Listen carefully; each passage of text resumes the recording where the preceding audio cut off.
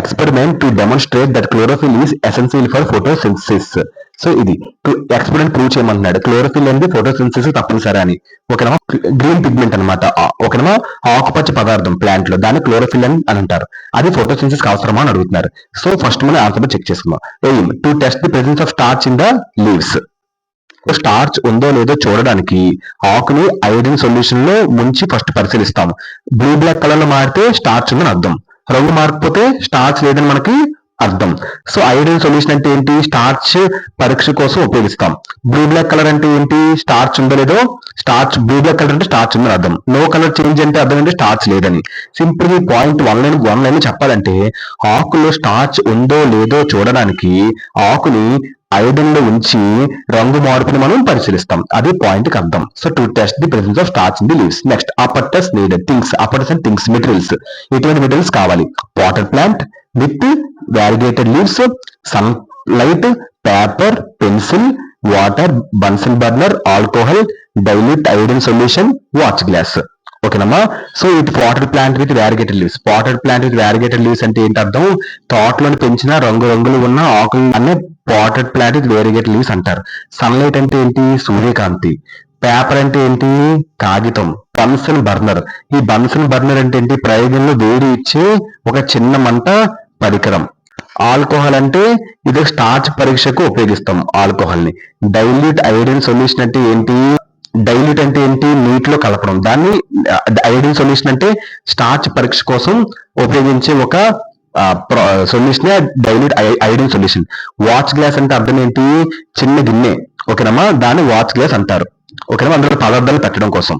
So ఇప్పుడు procedure లేపుదాం. Procedure I took a water plant with variegated leaves. ఓకేనమ్మా, variegated leaves అని తెలుసు కదా, రంగురంగుల మొక్కలు. అర్థం ఏంటంటే అమ్మా, సింపుల్ పాయింట్ ఏంటంటే I took a water plant with variegated leaves అంటే రంగురంగుల ఆకులో సూర్యకాంతి పొందే భాగాలు వేరుగా ఉండే ఆకులు తీసుకోవాలి. So next I kept other plant in a dark room for 3 days so that all the starch gets used up. I kept other plant in dark room for 3 days so that all the starch gets used up. రెండో మొక్కను చీకటి గదిలో 3 రోజులు ఉంచాలి. Sunlight లేకపోవడం వల్ల photosynthesis అనేది జరగదు. ఆకులో ఉన్న స్టార్చ్ మొత్తం యూస్ అయిపోద్ది. సో ఇది మొక్కను ఫోటోసింథసిస్ కోసం సిద్ధం చేయడానికి చేస్తాం. ఓకేనా. Now I kept the plant in sunlight for about 6 hours. Third point కి అర్థం ఏంటంటే అమ్మా, సో ఇక మొక్కని సన్లైట్ ఉన్న బయట 6 hours పాటు ఉంచుతాం. ఆకులు ఫోటోసింథసిస్ చేసి కొత్త స్టార్చ్ తయారు చేస్తాయి. ఇది సన్లైట్ ఫోటోసింథసిస్ కోసం అవసరమని మనకి చూపిస్తాయి. ఓకేనా, సన్లైట్ అంటే ఏంటి, ఫోటోసింథసిస్ కోసం అవసరం. ఓకేనమ్మా, డన్. ఇంకేం చెప్తుందంటే సన్లైట్ ఉపయోగించి ఈ యొక్క మొక్క ఆహారం అంటే స్టార్చ్ తయారు చేస్తుంది. ఓకేనమ్మా, అందువల్ల I kept plant in sunlight for about 6 hours. Later I plucked leaf from the plant. తర్వాత ఆ ప్లాంట్ నుంచి ఆ లీఫ్ ని బయటికి కట్ చేస్తాం. అర్థం ఏంటంటే అమ్మా, మొక్క నుండి ఒక ఆకుని తీసి అది ఫోటోసింథసిస్ చేసిందో లేదో పరీక్షిస్తాం. ఓకేనమ్మా, డన్. అంటే ఈ పాయింట్ అర్థం ఏంటంటే, సో ఫోటోసింథసిస్ చేసిన మొక్క నుండి ఒక ఆకుని తీస్తాం. దీనికోసం స్టార్చ్ ఉందో లేదో పరీక్ష చేయవచ్చు. అందువల్ల తర్వాత ప్లాంట్ నుంచి ఆకుని తీస్తాం బయటికి. I marked the green areas in it and trace them on the sheet of paper. So ఈ పాయింట్ ఆకులోని గ్రీన్ పార్ట్స్ ని గుర్తించాలి. ఆ గ్రీన్ పార్ట్స్ ని కాగితంపై పెన్సిల్ తో మనం ట్రేస్ చేస్తాం. ఓకేనమ్మా, సో దీనివల్ల ఏ భాగాలు ఫోటోసింథసిస్ కోసం సన్లైట్ పొందుతున్నాయని మనం నీట్ గా చూడవచ్చు. ఓకేనమ్మా, సో గ్రీన్ ఏరియాస్ అంటే ఏంటి, ఫోటోసింథసిస్ జరుగుతున్న భాగాలు. ట్రేసింగ్ అంటే కాగితంపై ఈ యొక్క రేఖలు. ఓకేనమ్మా, అబ్జర్వేషన్ అంటే ఏంటి, సన్లైట్ పొందిన భాగాలు గుర్తించడం. ఓకేనమ్మా, సో ఈ పాయింట్ ఇంకా సింపుల్ గా చెప్పాలి అంటే ఆకులోని పచ్చ భాగాలను గుర్తించి కాగితంపై ట్రేస్ చేస్తాం. దాంతో మనకు ఫోటోసింథసిస్ జరుగుతున్న భాగాలు మనం చూడవచ్చు. సో ట్రేస్ అంటే ఏంటి, కాగితంపై ఈ యొక్క గుర్తులు. ఓకేనమ్మా, next I dipped the leaf in the boiling water for few minutes. తర్వాత వాటర్ ని వేడి నీళ్ళలో ముంచాలి కొన్ని ఫ్యూ మినిట్స్. దాని తర్వాత after this I immersed in a beaker containing alcohol. ఈ పాయింట్ అర్థం ఏంటంటే అమ్మా, ముంచడం అంటే పాయింట్ సింపుల్ గా చెప్పాలంటే ఆకుని ఆల్కహాల్ లో నింపడం వల్ల క్లోరోఫిల్ అనేది తొలగి ఆకుని స్టార్చ్ పరీక్ష కోసం సిద్ధం అనేది చేస్తుంది. ఓకేనమ్మా, అది పాయింట్ కి అర్థం.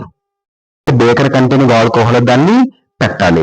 సో అలా పెట్టినప్పుడు ఆకుని ఆల్కహాల్ లో నింపడం వల్ల క్లోరోఫిల్ తొలగి ఆకుని స్టార్చ్ పరీక్ష కోసం సిద్ధమని చేస్తుంది. ఓకేనా. Next last point, 8th point.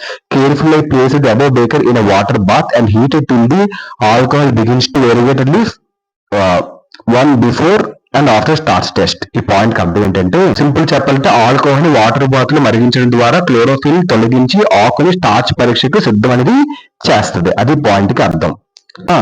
Alcohol ఉన్న బేకర్ ని నీటిలో పెట్టి వేడి చేస్తాం.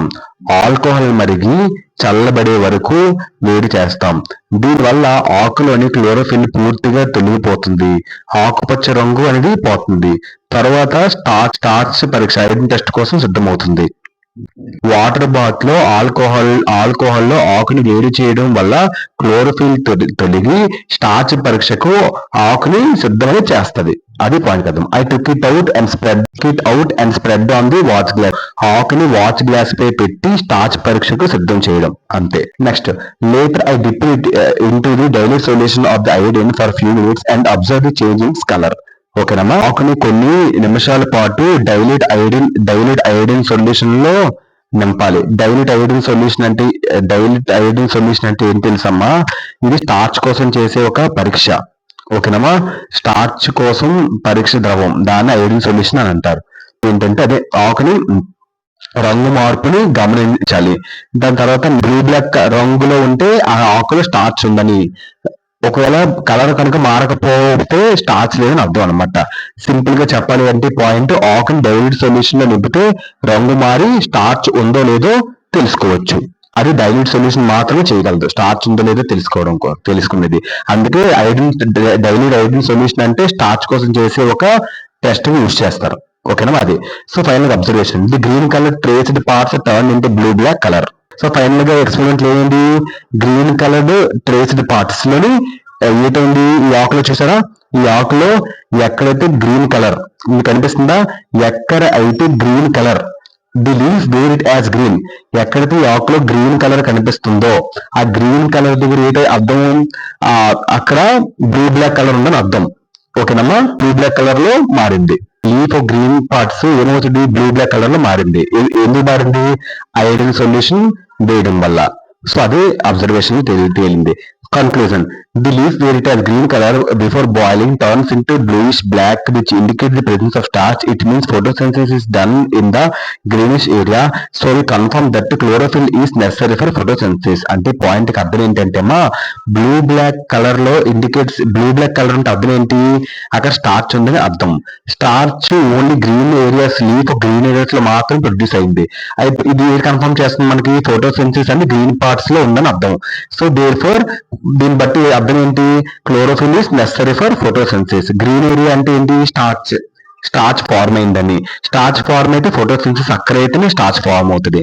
సో స్టార్చ్ ఫార్మ్ అయితే ఫోటోసింథసిస్ ఉందని. So therefore chlorophyll is necessary for photosynthesis. Clear మా? Done. Hope you understand this answer. Thank you. Chlorophyll is essential for photosynthesis.